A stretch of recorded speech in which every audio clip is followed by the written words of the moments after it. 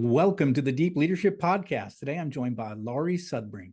Laurie is the president and founder of Unlimited Coaching Solutions, which specializes in improving workplace performance. She witnessed weak leadership and communication breakdown over 15 years of working for a major company that eventually filed for bankruptcy. Determined to save other corporations from imploding, she launched and grew a training business that has helped Fortune 500s get their act together. She is the best-selling author of Leading with Grit, Inspiring Action Accountability with Generosity, Respect, Integrity, and Truth. And Laurie is on a mission to improve lives through leadership. And I'm honored to have her on the show. So Laurie, welcome to the show. Well, thank you so much, John. I'm excited to be here. Yeah, it's good to meet you and great to have you on the show. And I love talking about grit. So this will be a fun discussion. But just, as I mentioned in the introduction, tell us a little bit about your experience with poor leadership and what put you on a path to try to change things. Yeah, well, in the organization that I worked for almost 15 years, I witnessed it, and I was there and watched when people were demoted and still kept the same pay, so they were rewarded for doing less work.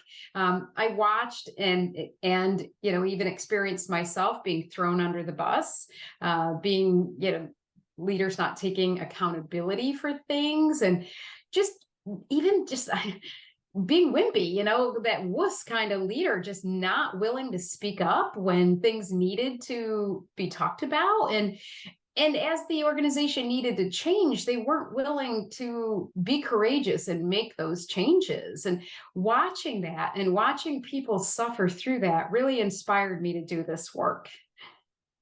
Yeah, interesting. I think you're right. I think a lot of times, and we talk about this on the show, a lot of times bad leadership is actually helps you become a better leader. When you observe these things that you're like, I don't ever want to see that, in my lifetime. So it actually helps you to change only because you know what not to do, right? And it sounds It's like you so had that true. experience. Yes, so true. You learn a lot because the sting, it hurts, and you Yeah. don't forget that. And you think, I am not going to treat somebody else that way, or I want to at least do my best to rise above that and not act in that way. Yeah, that's great. And I like the fact that you had this experience and you said, I'm going to do something different and I'm going to do something about it. And you did, and you've been successful in training leaders for many years now. So, and that's great. I mean, again, I think leaders who are listening in, like what's your purpose? And it sounds like you found your purpose in a bad situation. So grateful for it too, because I never knew what I wanted to be when I grew up. I remember feeling envious of everyone else who knew what they wanted to do and I didn't, and I stumbled into it. So I feel very grateful and blessed. And it's 99 is when I started my own business, and I was doing a little of it, of course, within the organization before I left. So yeah, I'm very grateful and blessed that I have found my passion. I love it. I love it. That's so good. Now, one thing, and I don't want to bring it up, is you've actually lost two brothers to suicide, and I saw that in the write-up and stuff that you did, and that's just, it's hard to take, hard to believe. I'm sure that's a tough thing, but you say it impacted you, and the question I had for you is, how did that impact your thoughts about leadership and what leaders need to be doing differently through that tragedy? Yeah, yeah. It of course it impacted me in so many ways, and in the leadership realm and what I bring to the classroom now, where the coaching engagement is really helping leaders learn to connect authentically with people, being present, being able to truly look for how people might be feeling and care enough about it, and don't be afraid, don't shy away from that. Of course you set boundaries. It's not that you're going to be somebody's therapist, but it's so important for us to be able to connect on a human level, so that we're, at the very least, people are going to be more productive, more motivated, right? And we may not be saving lives every day, but I do feel like there's a lot of hurt in the world. There's a lot going on, and people are struggling with a lot. And the more that we can connect with them authentically, you never know, what kind of difference that might make in someone's life. Yeah, you say that, and I've practiced that for nearly 3 decades, but I never felt like that was an important thing that, like, I worked 22 years in three global companies, and that's not something they preached or wanted us to do, but it was in No. my human nature to treat people with respect, to understand that they're going through tough times, to give them the the distance if they need it, or come close when they need it, just by being empathetic and being around people and just knowing how they're wired. And to me, you're going to get the most out of people when you connect with them. And but that wasn't something that was taught in corporate. And why is that not something that is Yeah. more a part of how we do leadership training?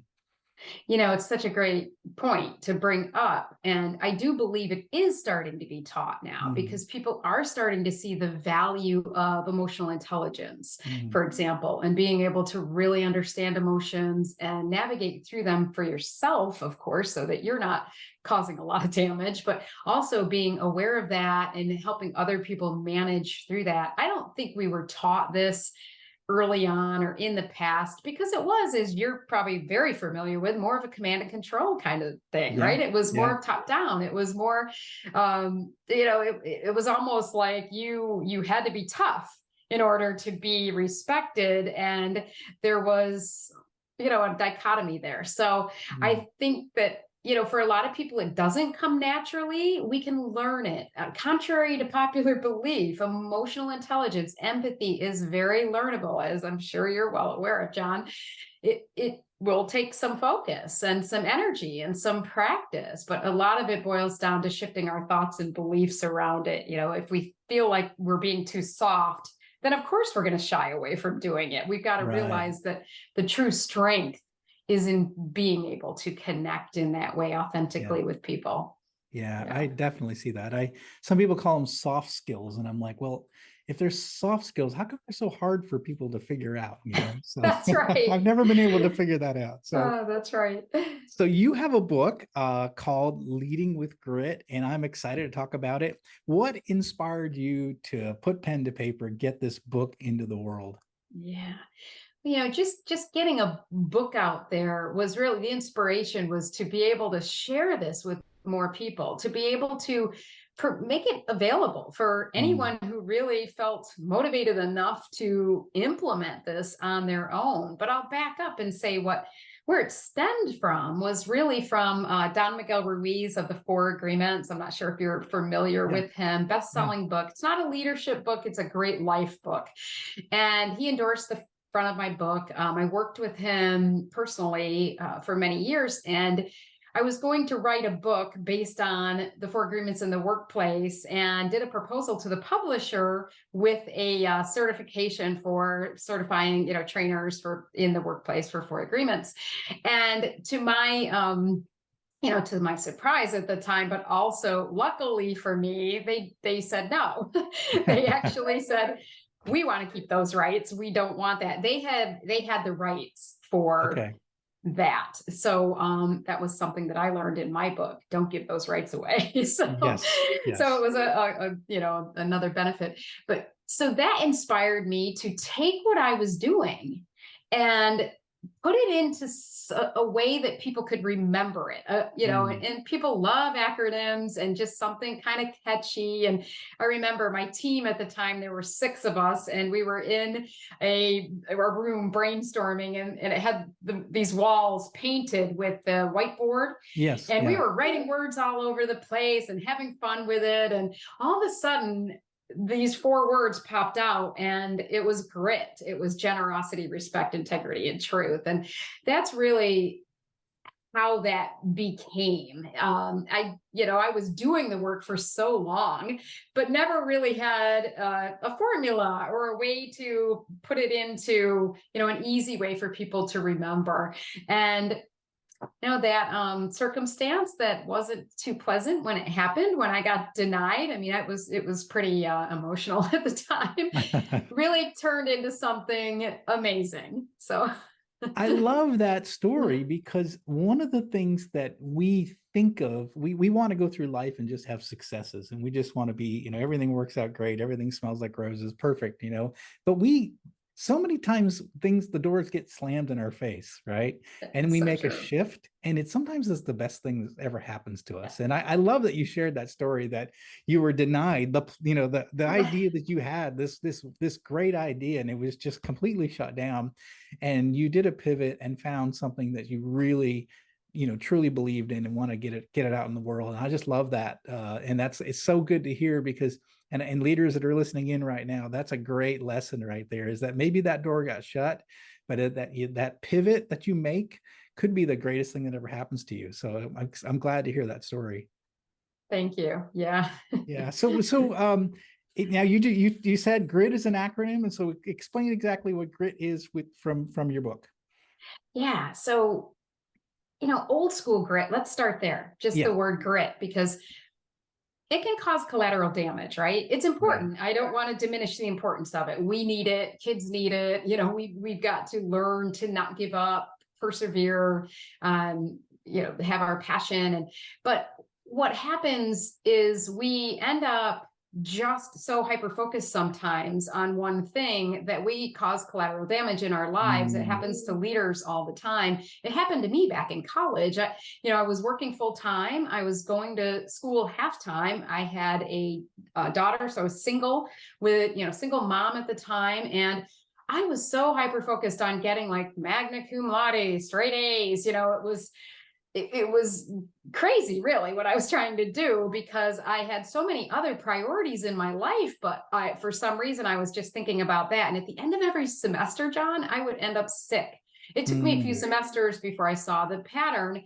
Yeah, I was neglecting my health. I was neglecting my relationships. And not only my health suffered, I'm sure my daughter suffered, some too. So we definitely need a more balanced approach when it comes to grit. And in the workplace, we need characters with grit, but they need to be grounded in generosity, respect, integrity, and truth, hence the acronym GRIT. mm. And it always starts inside. So I invert the acronym and start with truth, and then work our way back to generosity. I don't know if you want to get into a little bit about each one of those, if we have time for that, or Yeah, let's unpack it. So truth, yeah. you start with truth, and that's interesting. Yeah, I'm curious to hear your take on truth. I Mhm. have my feeling about it as well. So I'm kind of curious. Yeah. So truth in how you define it in the book. Yes, because a lot of people just kind of think of truth as I'm telling the truth. And um, I think of it more as knowing ourselves and accepting ourselves. What is Mm, our truth? Who mhm. are we?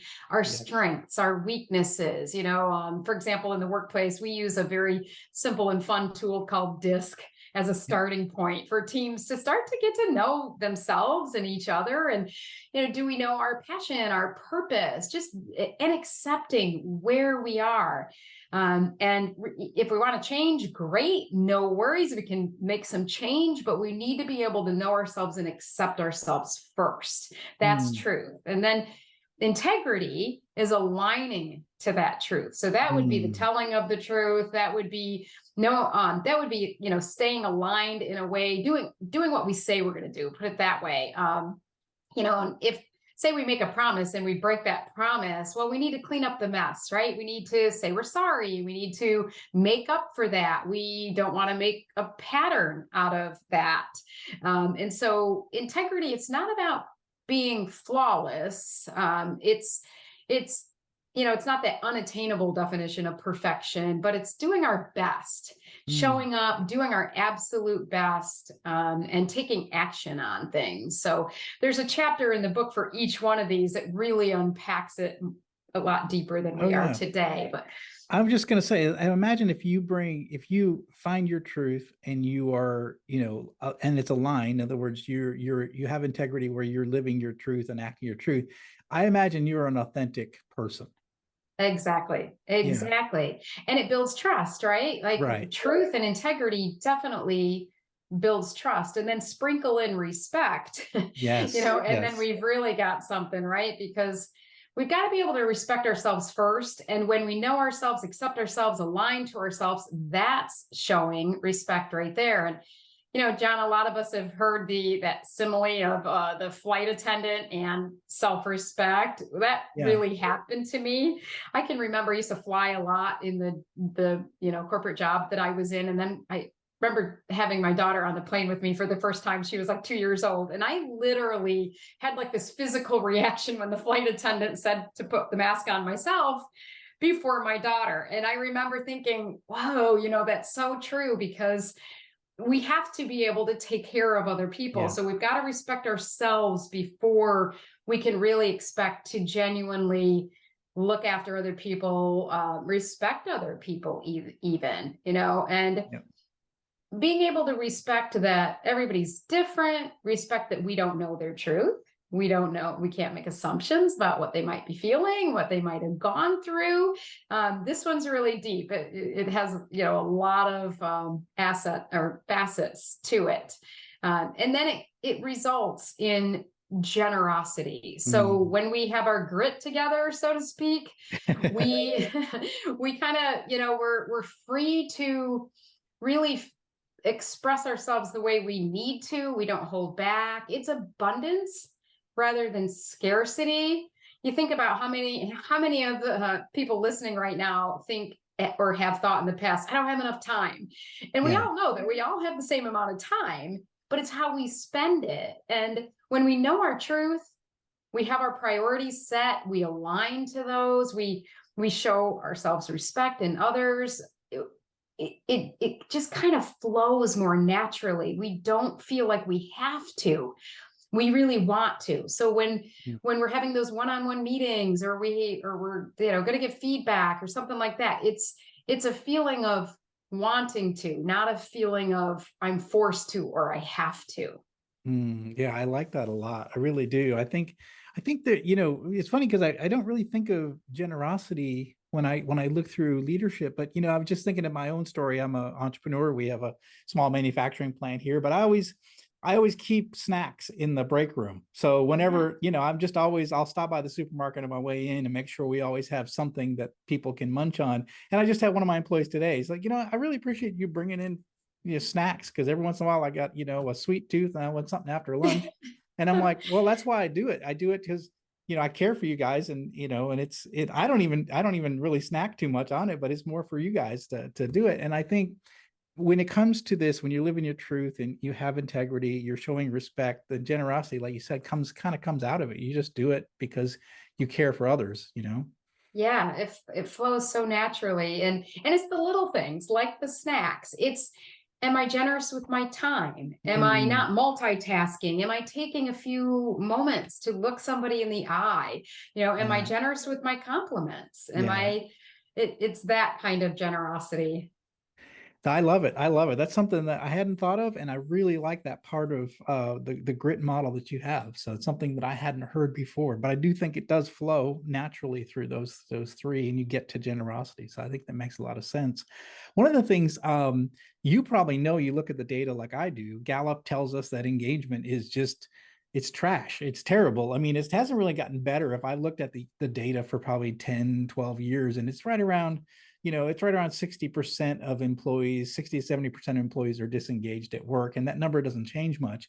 And so, how do you suggest some changes, or some things we could do differently to get people kind of excited and engaged at work? What are some of those ideas?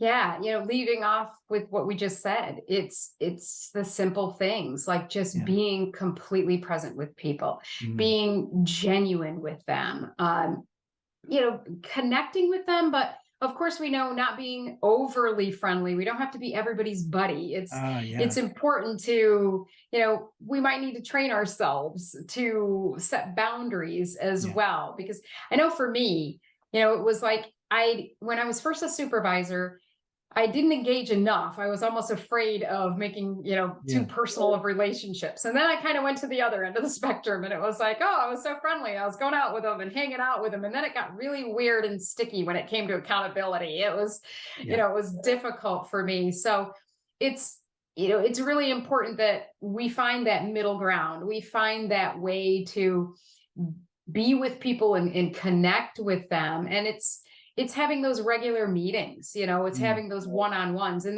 not transactional meetings, but meetings whereby we're like, hey, you know, how's it going? yeah, How's the yeah, wife? How's the kids? And sometimes we have to pull the curtain back and share why we're having a meeting like this, because sometimes if it has been so transactional in the past and you start talking that way, people are caught off guard and they're like, oh, what true, happened to John?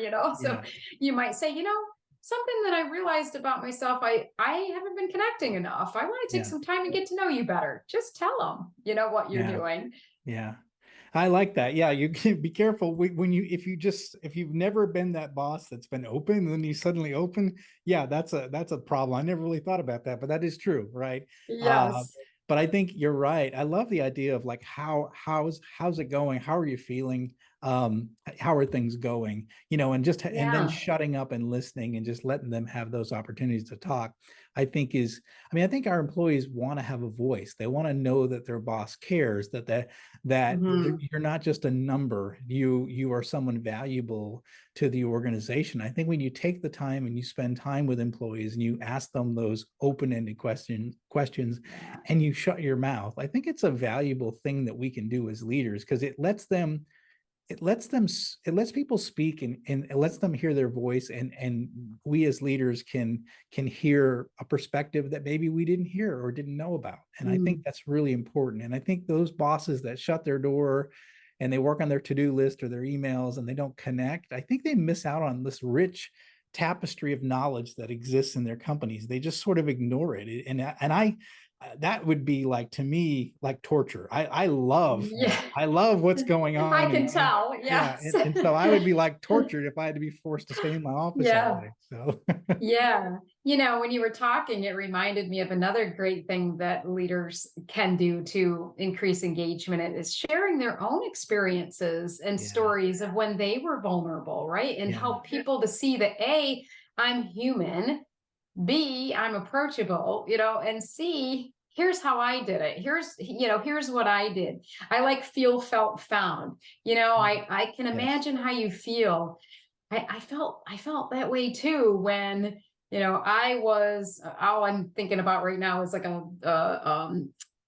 speaking in front of people. I felt that way too. I felt so intimidated and mm, anxious when I had to speak in front of a group of people. But you know what I found? By shifting my thoughts and beliefs about it and realizing I'm just a messenger here to give this to other people, then I got over myself. So just sharing something like that with people goes a long way. It helps them to really believe in you. And then, yeah, yeah, we don't do it for this reason, as you know, John, but people do want to do more for you when you're more yeah. genuine and share with them. Yeah, absolutely. When they know that their voice is heard, and they think they see that their boss cares, they're willing to step up and do more. And it is such a simple thing, and it's resonated for 30 years in my life. And yet I still find it hard time finding it in the business books. And I have a hard time finding it in Yeah. MBA programs. I have a hard time finding it when I speak to college students. They're not taught this. No. And it's some of the things that are really, it's basic human nature is treating people with respect, and I think that's yeah, it's something that I think is missing. And there's a lot of good people writing great books and teaching this stuff, but it seems like and maybe it's becoming more mainstream now, but it certainly has not been for many years, for sure. And I would say only a little bit more mainstream in like companies like myself in leadership Yeah, development yeah, training. I don't know in the MBA programs and stuff, but I think with leaders being able to really share those vulnerabilities and stuff, it's there's something so powerful about it, and we're not taught that. And the thing that I was going to add to that is that people shy away from that, thinking that they'll come across as weak yeah, or yeah. not knowing, and it's so opposite. And it really does connect the two of them. So yeah. Yeah, I think it's okay to say as a boss, I don't know, Susan, what do you think? I don't know, Yes. Jim. You've had a lot more experience with this. What do you think? And even if Yeah. you have the answer, like I find myself now, like a kind of Oh, an experienced executive, so I kind of know the answer, but I want that learning experience from my team. So I'll say things like, hey Jim, you've done this for a while. What do you think? Or you're the engineering expert. What are your thoughts on this? Even if I might have the answer, because it gives people a voice and a chance to absolutely. contribute to the overall direction of the company and the decisions we make. And I think they feel like they're more part of the company if they have that chance to contribute. So It's yeah. so true. And, I think one of the things it's important for listeners to understand is that we're all going to engage a little differently. And sometimes it's worth stepping back, taking some Mm, time to think about in my situation, whether I had remote employees or, I'm seeing them in the hallway, my style, their style.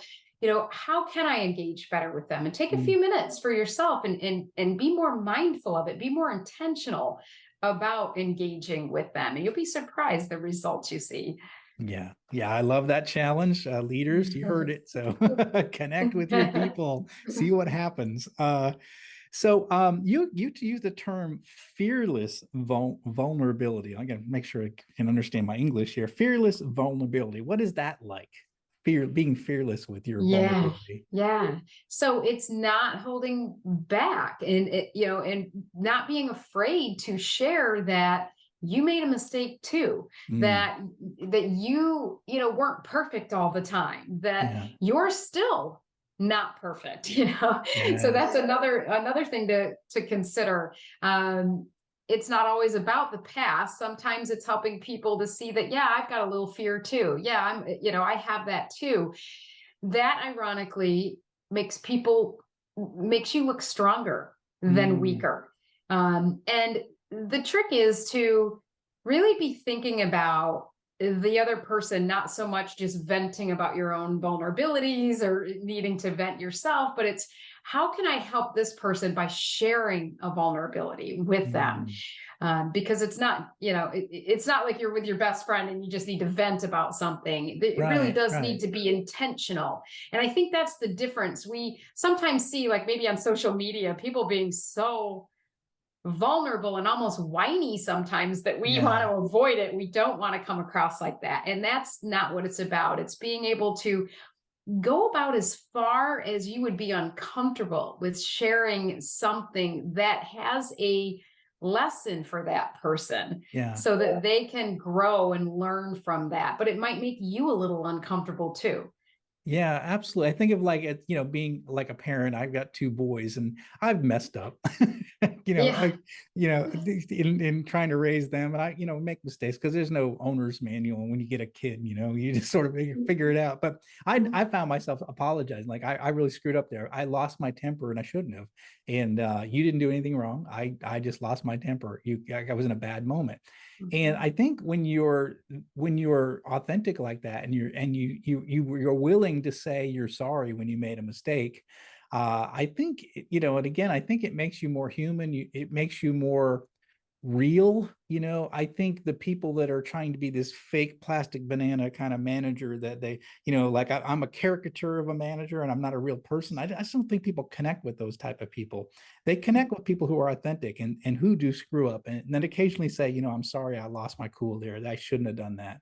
And I Yeah. think that that's an important part of showing that, guess what? I'm not a, I know you're not a perfect employee, and guess what? I'm not a perfect boss, Yeah. And such a great example of going back to integrity, and cleaning Yeah. up the mess. That's the perfect example of that. And that will go miles in creating trust.